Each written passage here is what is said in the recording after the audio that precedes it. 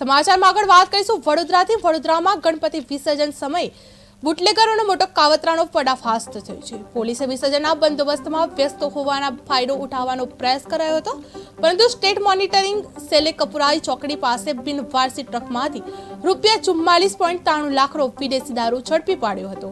Truck સહિત કુલ ₹51.93 લાખનો મુદ્દામાલ કબજે કરવામાં આવ્યો છે। દારૂ મંગાવનાર બુટલેગર, સપ્લાયર અને ટ્રક ડ્રાઈવર વોન્ટેડ જાહેર કરવામાં આવ્યા છે। કપુરાઈ પોલીસે કેસ દાખલ કરીને આરોપીઓની શોધખોળ શરૂ કરવામાં આવી છે।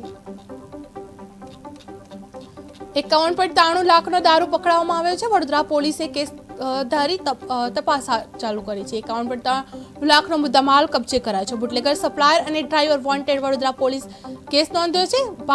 ગણેશ વિસર્જનમાં દારૂ કાવતરાનો ભાંડાફોડ કપુરાઈ ચોકડી પાસે ટ્રકમાંથી દારૂ ઝડપાયો છે। 51.93 લાખનો મુદ્દામાલ કબજે કરવામાં આવ્યો છે। બુટલેગર, સપ્લાયર અને ડ્રાઈવર વોન્ટેડ વડોદરા પોલીસે કેસ દાખલ કરી તપાસ હાથ ધરી છે।